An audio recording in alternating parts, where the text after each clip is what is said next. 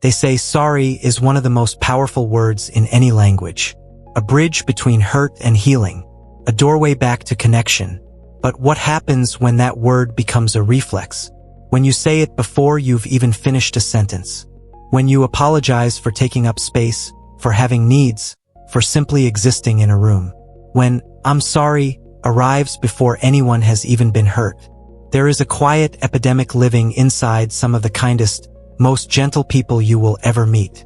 People who shrink themselves down to make others comfortable. People who carry guilt like a second skin, smooth, invisible, never coming off. The world calls them polite. Psychology calls it something far more layered. This is not a video about bad manners or social awkwardness. This is about what happens inside a person who learned very early that their presence needed constant justification. Tonight, we explore that silence. Let's begin.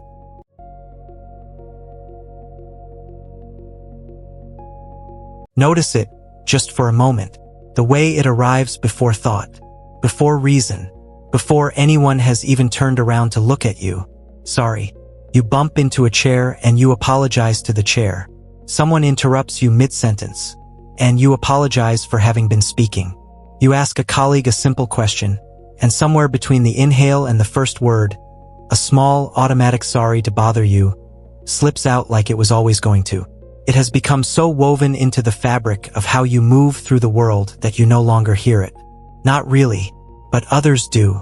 There is a particular kind of person who apologizes the way most people breathe, without choosing to, without stopping to ask whether it is even necessary.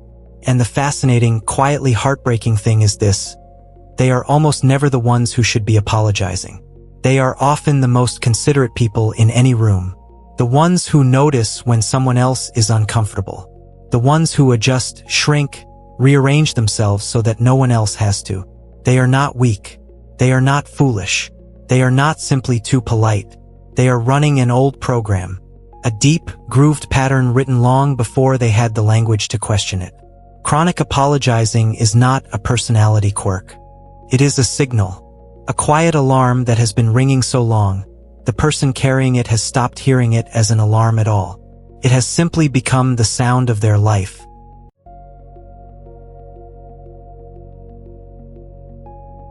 No one is born apologizing. Pause on that for a moment. Sit with it. A child does not enter the world preloaded with guilt. They arrive loud, unfiltered, unashamed of their hunger, their tears, their need for warmth. They take up space the way all living things instinctively do, fully, without negotiation. So something had to teach them otherwise. For some, it was a home where anger arrived without warning, where the emotional weather changed so quickly that learning to read the room became a survival skill, where a small child discovered, through careful, repeated observation, that staying small kept things calm, that disappearing into the background delayed the storm, that silence was safer than being heard. For others, it was subtler. A parent whose love felt brightest when the child was agreeable, whose attention came most reliably when there was no disruption, no inconvenience, no need too loud to manage. Love was never withheld cruelly, it simply flickered, and a child will do extraordinary things to keep the light on. There were households where mistakes were met not with curiosity, but with disappointment so heavy it filled every corner of the room, where being wrong did not mean let's figure this out together. It meant you have failed something sacred, where the emotional cost of getting things wrong was simply too high to risk bearing with dignity. And so the child learned. Quickly, quietly, brilliantly even, they learned that preemptive apology softened outcomes, that shrinking prevented conflict, that sorry was a shield as much as a word, that making themselves less loud, less needy, less present, was the most reliable path to peace. The tragedy is not that they learned it. The tragedy is that no one ever told them the lesson had an expiry date, that what protected them then is costing them now.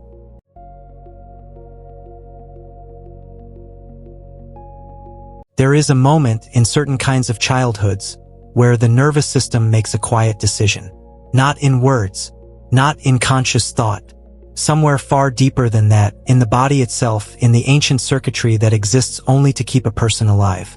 It decides, People are unpredictable. And unpredictable means unsafe. Most people are familiar with the two classical responses to threat, fight, or flight. The body either moves toward danger with force or away from it with speed.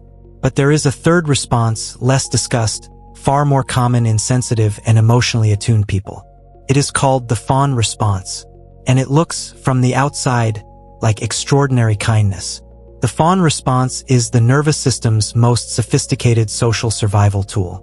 Instead of fighting the threat or fleeing from it, the person moves toward it, appeasing, accommodating, softening, smiling when they want to cry, agreeing when they want to resist, apologizing when they have done absolutely nothing wrong, laughing at the joke that hurt them, nodding at the opinion that diminished them. The brain learns to scan every room for emotional temperature before the person has even set down their bag. It becomes hypervigilant, tuned, like a finely strung instrument, to the slightest shift in someone else's tone, posture, or silence. A pause that lasts a second too long. A reply that arrives slightly cooler than expected. The body registers all of it and responds automatically with appeasement. Psychologists connect this pattern closely to anxious attachment, a relational style formed when early caregiving was inconsistent enough that closeness began to feel like something that had to be continuously earned, never simply held. The apology, then, is not weakness. It is the nervous system doing exactly what it was trained to do. Protecting, appeasing, reaching for safety the only way it ever learned how. The body remembers what the mind has long forgotten.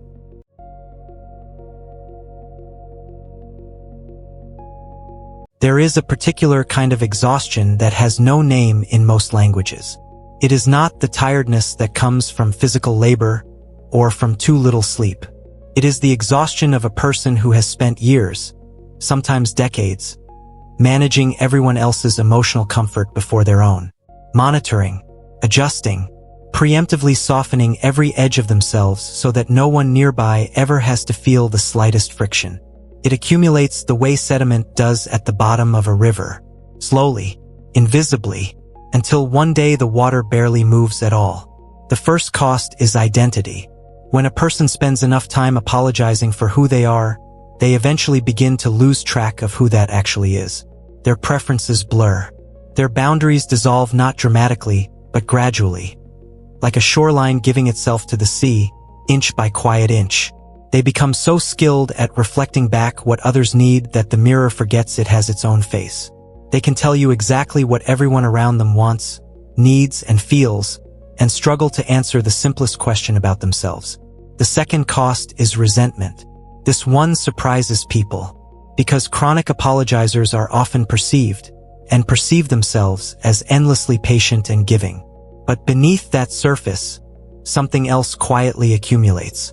A slow, unspoken frustration, not at others necessarily, at the self, for shrinking again, for saying sorry when they meant stop, for nodding when the whole body wanted to say no, for being so afraid of taking up too much space that they ended up taking up almost none at all. The third cost, perhaps the heaviest, is self-worth.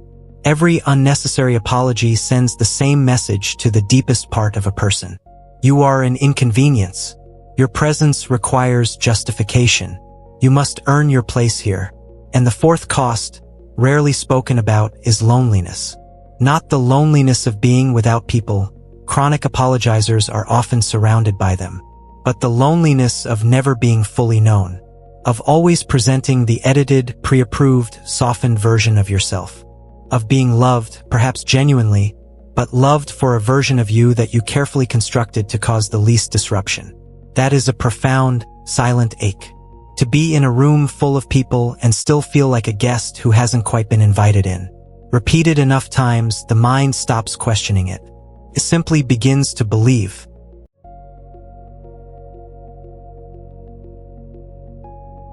It rarely arrives as a dramatic revelation. There is no single conversation, no thunderclap, no moment where the sky cracks open and everything suddenly makes sense. For most people who carry this pattern, the recognition comes quietly, almost accidentally, like catching your own reflection in a shop window you weren't expecting to pass. It might be a throwaway comment from a friend. You apologize a lot, you know?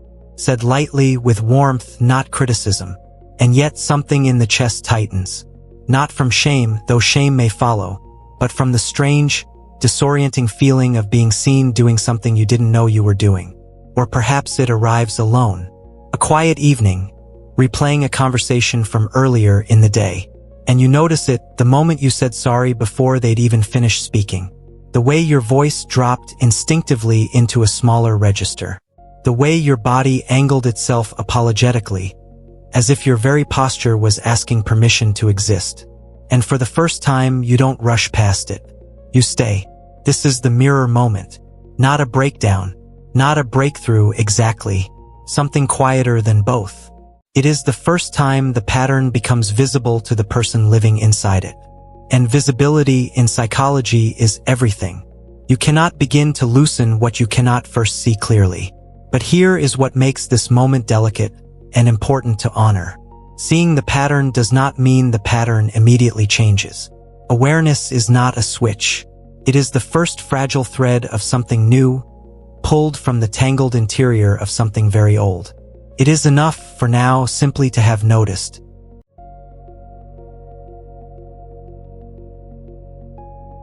It rarely arrives as a dramatic revelation.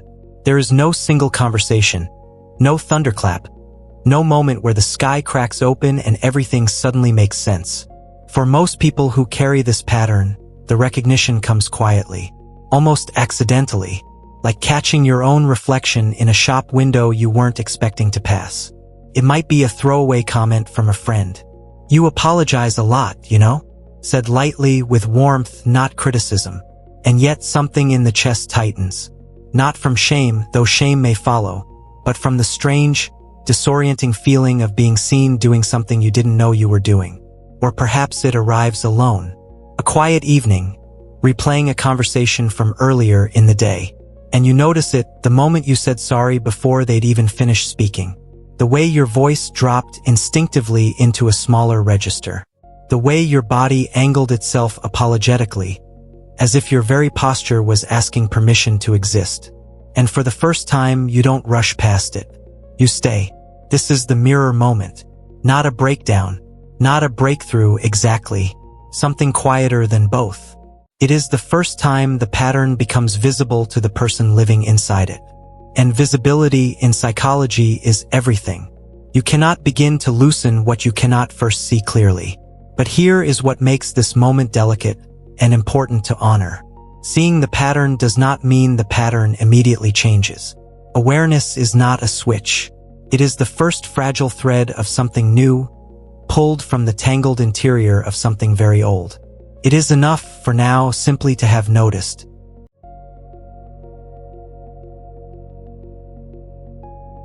Consider this just for a moment.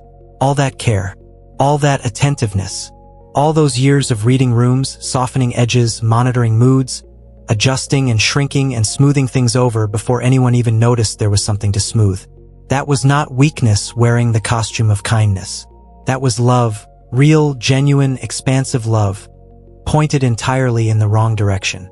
The person who apologizes too much is not someone who has too little to offer.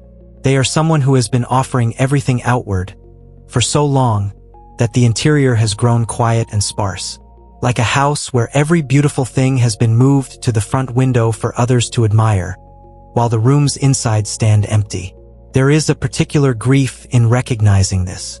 Not a sharp grief. More like the ache of something you didn't know you'd lost until you finally stopped moving long enough to notice its absence. Your own gentleness. Your own patience. Your own compassionate attention. You have given it so freely, so instinctively to everyone around you. When did you last offer it to yourself? Not as a discipline, not as a self-improvement project with measurable outcomes, but simply as an act of quiet return, the way a tide comes back to a shore it never truly left. You do not need to earn rest. You do not need to justify your needs with a preamble of apologies. You do not need to make yourself smaller so that your presence feels more acceptable to a room. The tenderness you have offered the world so freely, it was always meant to begin with you. It still can.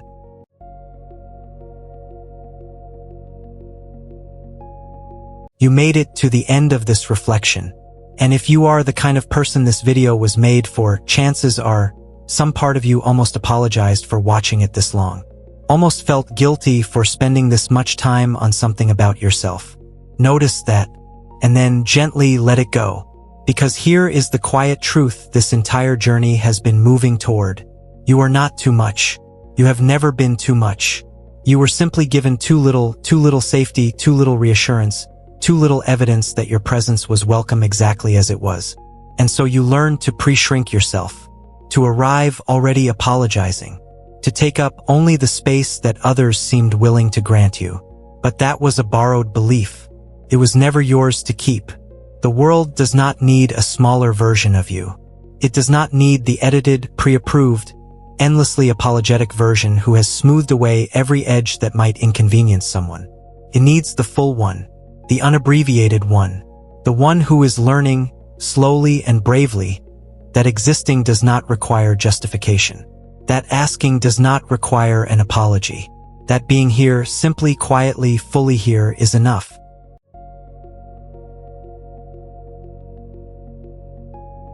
If something in this reflection felt familiar, if you recognized yourself somewhere in these words, know that you are not alone in this. There are more people carrying this pattern than the world tends to acknowledge. And sometimes, simply feeling seen is the first thing that begins to loosen it. If you'd like to stay connected to this space, a place where we explore the quieter, more hidden corners of the human heart, you're warmly welcome here. Not because you should, simply because you can. And if something moved you today, you're welcome to leave a word below. Not because it's expected, but because your experience, shared gently, might be exactly what someone else needed to feel a little less alone tonight. Take care of yourself. You deserve gentleness.